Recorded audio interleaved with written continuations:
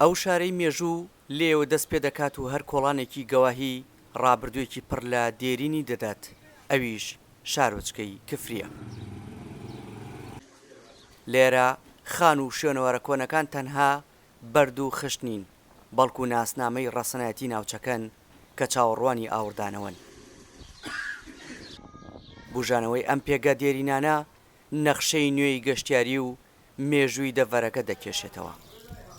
گەرچی ژمارەی خانووی کەلەپوری و شوێنەوار نۆژەنگ کراونەتەوە بۆ ڕاکێشانی سەرنجی گەشتیار، بەڵام هێشتا بەس نین و زۆر ماوە پارێزگاری لەمانەوەیان بکرێت.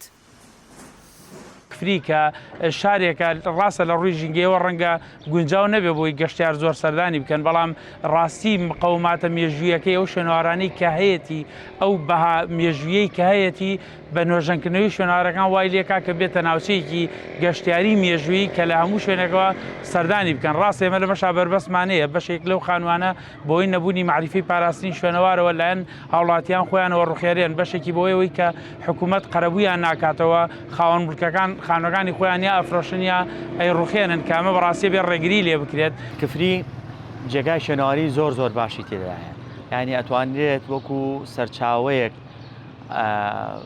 تەماشا بکرێت بۆ ڕاکێشانی سەرنجی گەشتیار، بۆ بژاندەوەی کەرتی ئابووری شارەکەیش کە لەپاڵ ئەم گەشتکردنە لەپاڵ ئەم بژانەوەیە گەنجێکی زۆرەکەونە سەرکارەکە و هەوڵیش دراوە بڕاستی کۆمەڵی خەمخۆر کۆمەڵێ گەنجی چاک لە بوارە جیاجاکان لە بواری شوێنەوار هەتا لە بواری گەشت و گوزار بە هەماهەنگی کارێن لەسەر ئەوە کردووە وەکەم ئێسان بینایی پشتمان ئەیبینین کۆمەڵە گەنجی چاک کاری تێداکەن. سەرا و قشڵە دوو شوێنەواری دیارن و لە ناو قوڵایی شارۆچکەکەن. دیمەنەکان هێندە سەرنجڕاکێشن کەم گەشتیار هەیە، سەردان کفری بکات و نەچێتە پەنایان و وێنەیەک نەگرێت.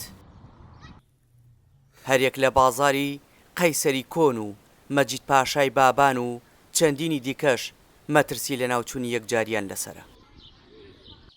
بەڕێوبەری شوێنەواریش دەڵێت قەیرانی دارایی بربەستی گەورەن لە پێش نۆژەنکردنەوەیان.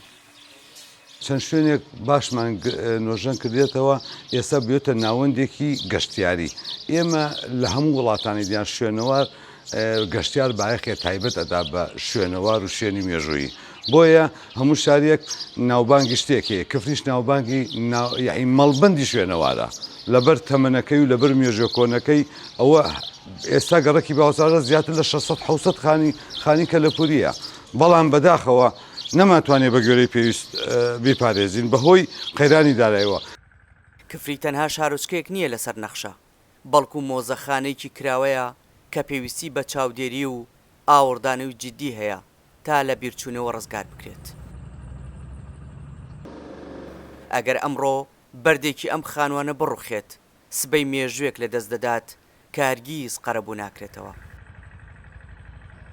هەر بەرد و هەر خشت و خانوویەکی کەلەپوری و شوێنەوارێکی ئەم شارە دانیشتوانەکەی دەیان چیرۆکی جۆرا و جۆریان لەگەڵدا هەیە.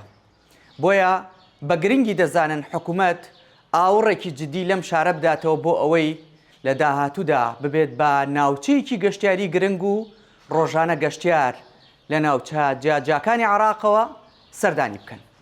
دیارجەمال دەنگی ئەمریکا، کفری.